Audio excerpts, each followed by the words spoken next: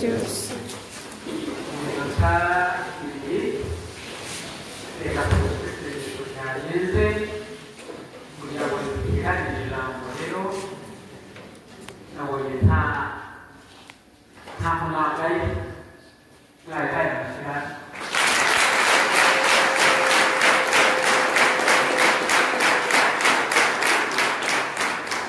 kubera ko ni ubwa mbere twahuza amakominote yacu binakenewe ariko rekagira imwe muri minisitiri Ruhengeri aze byibuze umunota umwe atubwire uno mutagatifu yashyize ku mutima we muri aka kanya umunota umwe ushaka aze nta kibazo mu gihe ari kuza wiyumve gutekereza.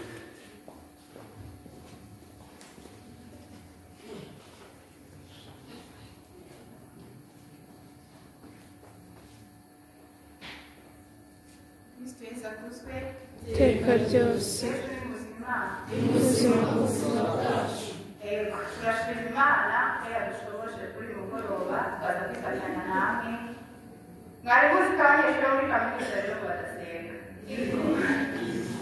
kristo yesu avuzwe iteka ryose. natwe turasenga sibyo mugiye mutufatiraho urugero namwe nimugera muri kaminuza muzakomeze musenge sibyo se nta myaka twabakwiye kugeraho ngo twumve ko isengesho ridakenewe cyangwa se ari twasenze ahagije kristo yesu avuzwe Iteka ryose. hari indirimbo tujya turirimba ivuga rifite waba wararuhiye iki waba we waba wararuhiye iki kuri wa munsi utabonye yesu na nyina waba wararuhiye iki neza kuzwe nawe turirimba ariko harimo mesaje itubwira ko ibyo dukora byose tugomba kubikora kandi tukabikora mu kuri nyako kristo yesu avuzwe mu masomo yacu rero mubo tubana nabo ba buri munsi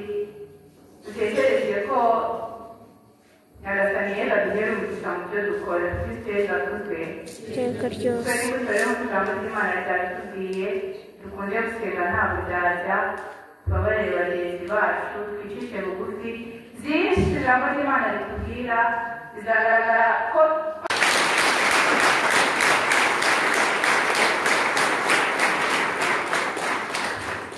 kristo yesu avuzwe. Iteka ryose. rero ubwo muri bibiri bigiye kuvuga ni uko burya iminota dufite yose yaba iminota 10 yaba isaha yaba amasaha 3 dushobora kuyegeramo gahunda y'isengesho yacu kugeza ubu dukoresheje isaha imwe n'iminota 10. iyo minota 10 reka mubwiraho kuko twari twihaye isaha iminota 10 reka mubwiraho ikeneye kugira ngo ubutaha dushobore gushyira ikintu mu gihe twakennye. Murabona iyo umuntu ari we urayobora agomba ntabwo bitangarirwa wareba ku isaha kuko ni wowe uri kuri gahunda y'umunsi. ubwo utwaye imodoka kurangara ukareba ku isaha biremewe sibyo?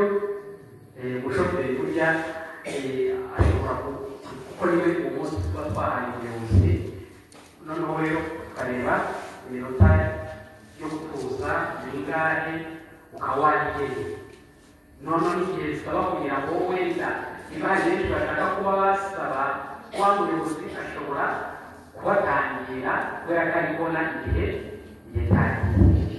ubwo ni uburyo bwo kugira ngo uko gahunda tuba twayihaye tubibahirize.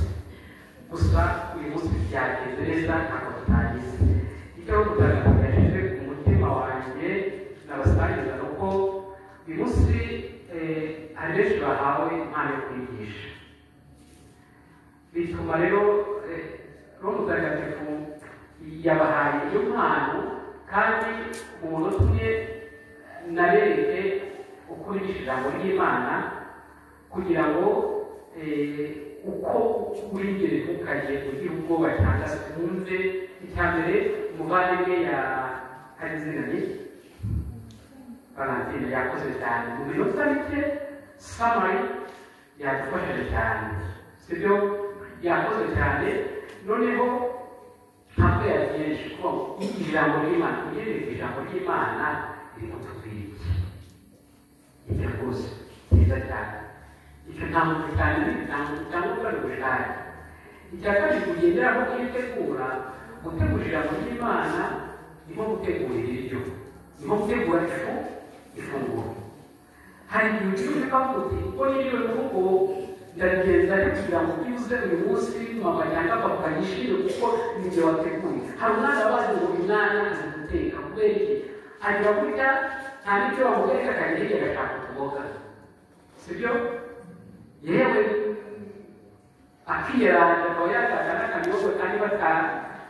batanyakumye reka kagashyiramo ni surprise sibyo icyo abashaka ni ikintu kugira ngo ifunguro ryo no gutegura ijambo ry'Imana mu kunguku ushyiramo utuntu tugatuma abo kugaburira baryoherwa ushobora kuzanamo akantu kari mu buzima busanzwe ariko gahuye n'ijambo ry'Imana kugira ngo rya jambo ry'Imana ritaramira abantu ushobora kuzanamo ijambo ry'Imana wasomye ahandi niyo mpamvu usanga abantu bakunda kwigisha bakunda kuba bafite n'aho bandika ijambo ry'Imana iyo wumvise rimufashije cyangwa se hari ukuntu rikubita ahantu araryandika aho ati ijambo ry'Imana nanjye nzarifashisha ubwo ni uko ubika ibirungo rero waba utegura ijambo ry'Imana ukarikuta rya jambo ry'Imana rirashimangira iyi nuko rero umuntu agenda kuza impano yo kwigisha ku buryo abantu batangirwa mu magambo make kandi ukaba wabahaye byinshi kandi byakubaka roho zabo ubwo rero ntabwo nzi aho Imana yabihaye ariko barimo benshi muri mwe ntimwirangare mujye mugabura ijambo ry'Imana n'ababwira iki muri Imana amashyi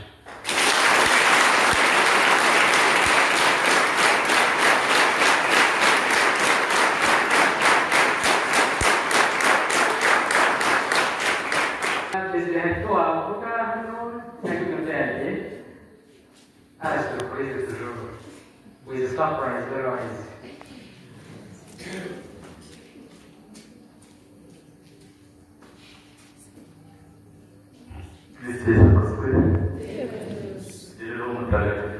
ingabire zose azumiye byose mu rukundo Haleluya Yesu niwe mugenga w'ubuzima bwanjye bwose haleluya Ndashimye cyane Yesu niwe mugenga w'ubuzima bwacu abo tuzageza abantu sibyo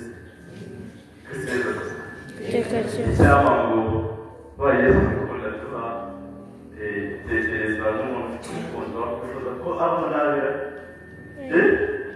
umuntu ukunda cyangwa umusangira mujyana ndetse cyane hehe akantu kose ubone keza wama siko bimeze yego wama rero Yesu natubera umukunzi tuzenga kumubona sibyo mugira umukunzi nyawe ubundi binezageze ku byo yifuza sibyo se Kristo Yesu adusubize twese umubwiriza byose arahari kugira ngo dutabare kandi adusubize sibyo kandi dukomezanye igihe harabihetse yego niko urukundo nyagasani adusaba murakoze niba mugenzi wawe uzi urukundo nyagasani agusaba nawe ujye ukunda abantu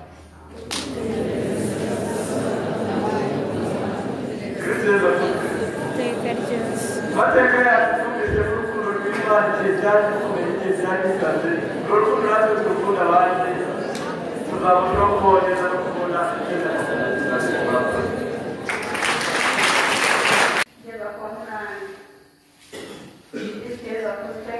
iteka ryose ijambo ry'Imana uyu munsi ryongeye kutwibutsa ko turi amashami turi amashami kandi amashami ari ku muzabibu mwiza Kristo Yesu akozwe iteka ryose ijambo ry'Imana ryongeye kutubwira ko ishami ritera imbuto iryo shami rizaba riguma mu muriro kuko ntacyo rizaba rimaze ariko dukanukire kwera imbuto nziza zera ku muzabibu mwiza aho kugira ngo twere imbuto zidashimisha umuzabibu Kristo Yesu akozwe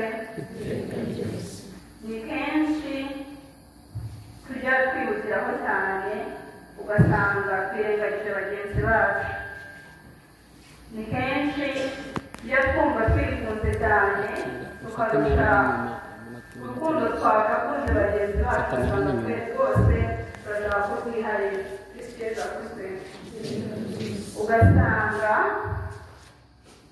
ugasanga turi abanyeshuri mu ishuri, hari mugenzi wacu udafite ikaramu cyangwa se adafite ikayi. Njyewe mfite amakaye abiri cyangwa se mfite atatu, ariko mugenzi wanjye udafite n'imwe simbashe kumuha ikayi imwe ngo abashe kwandika. isi yesu akuzwe. mureke tugire urukundo kuri bagenzi bacu, kuko ibyo bizagaragaza ko koko yuko twera imbuto nziza. isi yesu akuzwe. nitwara imbuto nziza bizagaragarira buri wese, kandi tukabikorera kuko dutegereje inyungu, ngo twumve yuko kuba twakunda bagenzi bacu tukaba twabaha ibyo dufite tukabisangira, hari inyungu tubitegerejeho. dufashe bagenzi bacu kuko natwe twumva ko dukeneye ubufasha. isi yesu akuzwe.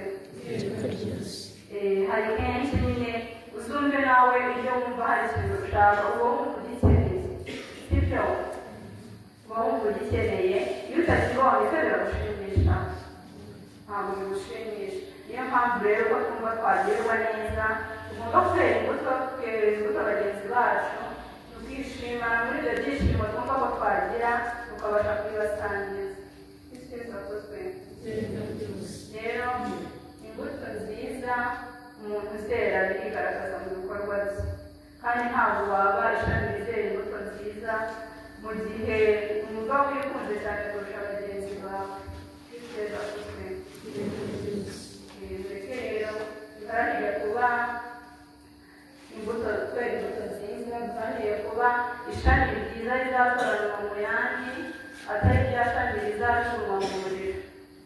byaba bibabaje cyane twarafashe umwanya twaribonye byinshi kugira ngo tubashe kumva ijambo ry'Imana, cyangwa se tubashe gusangira na bagenzi bacu ijambo ry'Imana, ariko ugasanga nta kintu byatumariye.